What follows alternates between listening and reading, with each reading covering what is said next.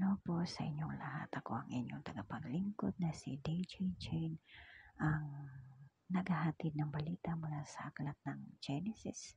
At bago po tayo mag-umpisa ay tayo po ay manalangin muna tayo at samahan niyo po ako. O dearest Jesus, Lamb of God, most meek, I miserable sinner render homage and worship to the ones upon thy shoulder made by the heavy cross, though they didn't carry its weight, tore thy flesh and bear thy shoulder bones, which caused thee sufferings more than did thy other want. I adore thee, O grieving Jesus. I praise, thank thee for the adorable and most painful want, whose save to grant me through the excessive pain and unmeasured weight of the cross to have mercy on me and sinner. Forgive me my mortal and venial sin and guide me unto heaven to the way of the cross. Amen. At tayo po ay magbabasa po ng chapter 34 na po tayo. At naway po ay pakinggan niyo po ang aking mga inihatid na balita mula sa aklat po ng Genesis at sana po ay maintindihan niyo po. At tayo mag-uumpisa po. At lumabas si Dina na anak ni Leah na ipinanganak nito kay Jacob upang tingnan ang mga anak na babae ng lupaing iyon. At siya nakita ni Sikem na anak ni Hamor na Hebeo na prinsipe sa lupain at siya kinuha at sumiping sa kanya. At siya pinangayupapa at inilakip niya ang kanyang kaluluwa kay Dina na anak ni Jacob at kanyang sininta ang dalaga at nakiusap ang kalugod-lugod sa dalaga.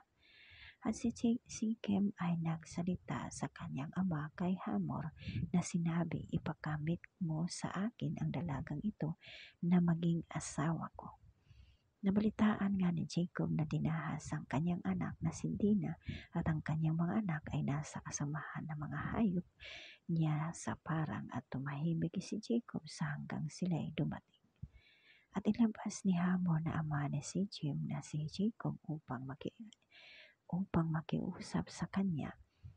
At ang mga anak ni Jacob ay nagsiuwi mula sa parang ng kanilang nabalitaan at nangagdamdam ang mga lalaki at nagningas ang kanilang galit sapagkat gumawa ng kaululunan sa Israel na sinipingan ang anak ni Jacob, bagay na di nararapat gawin.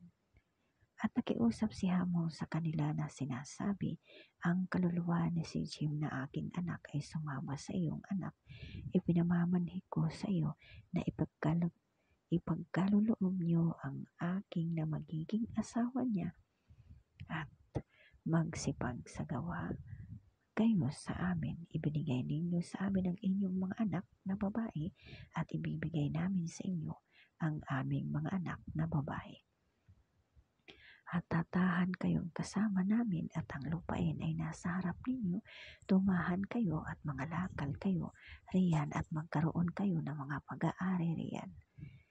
At sinabi ni Sikem sa ama ni Dina sa mga kapatid niya, makasundo nawa ako ng biyaya sa inyong mga mata at ang sabihin ninyo sa akin ay aking ibibigay. Hingin ninyo sa akin ng walang bilang na bigay, kaya at kaloob at ang aking ibibigay ayon sabihin ninyo sa akin.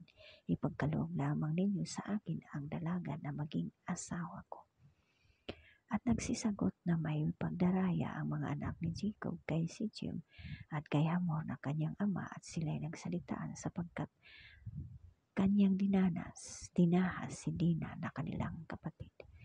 At sinabi niya sa kanila, hindi namin magagawa ito na ibigay ang aming kapatid sa isang hindi tuli sapagkat isang kasiraan ng puri namin.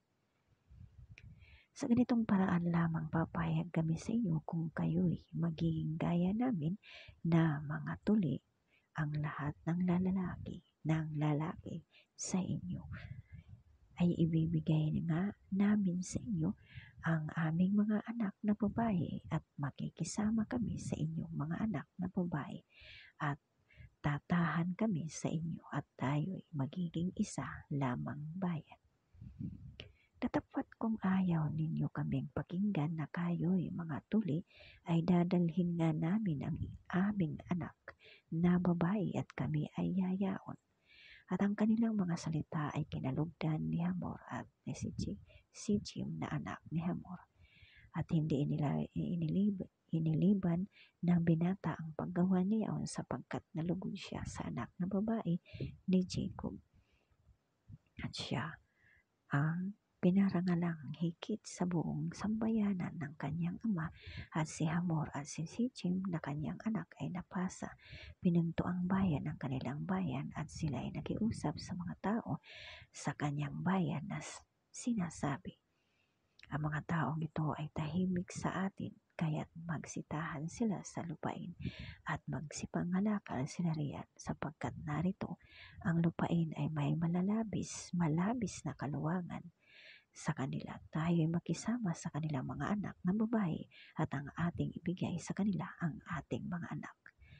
Sa ganito lamang paraan papayagan tayo ng mga tao iyan sa pagtahan sa atin na maging isa lamang bayan kung patuloy ang lahat ng lalaki sa atin na gaya naman nila na mga tuli.